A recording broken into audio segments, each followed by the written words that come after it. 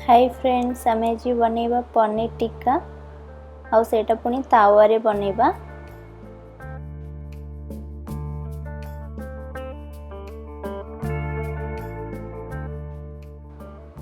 सेथिपई मु एठी गोटे बाउल नेची, सेथिरे आमे हाफ बाउल दही ऐड करिवा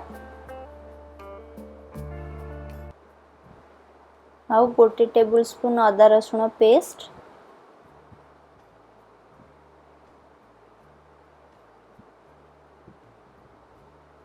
दुई टेबल स्पून बेसन,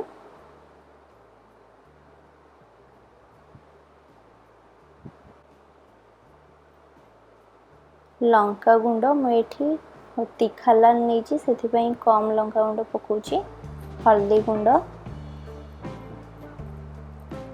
तंदूरी मसाला,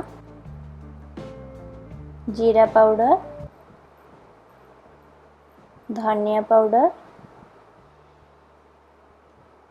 आउ टिके कसूरी मेथी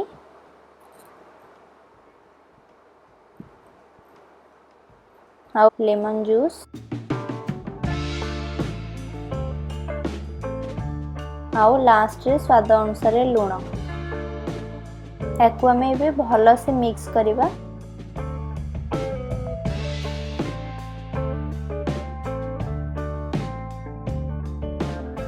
देखंतु एटा बे मिक्स हे गलानी, मते जेति की दरकार मु सेति की नेची।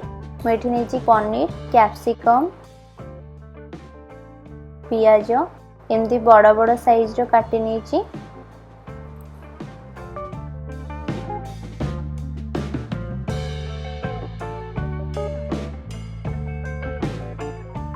याकू आमे बे एथिरे पक्के की मिक्स करबा।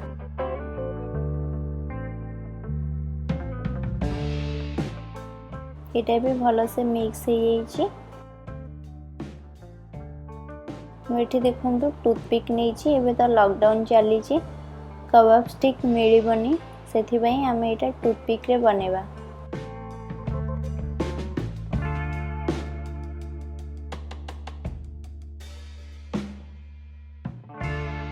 याकू एमती टूथपिक रे गुंथिबे।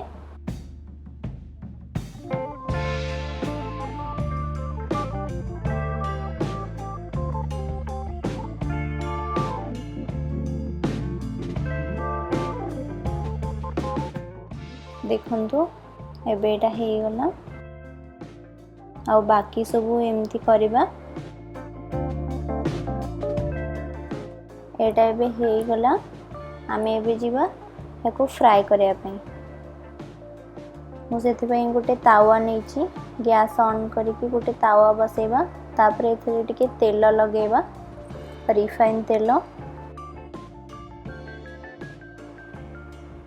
तेलटा गरम हो गलानी, याकू आमे भी फ्राई करबा।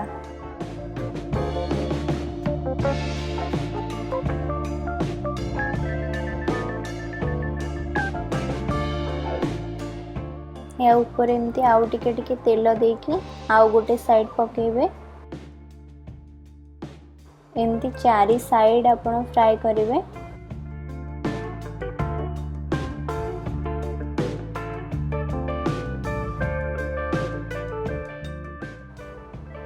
एटा भी भल से फ्राई हो गलानी। हमर पनीर टिक्का भी बनी जाइए। एबे गैस ऑफ कर दबा।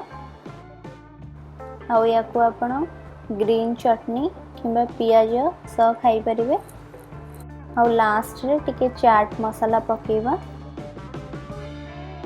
मो रेसिपी जदि आपण मानकु भल लागु थाए ताहले लाइक, कमेंट, सब्सक्राइब करिया को भूलिबेनी।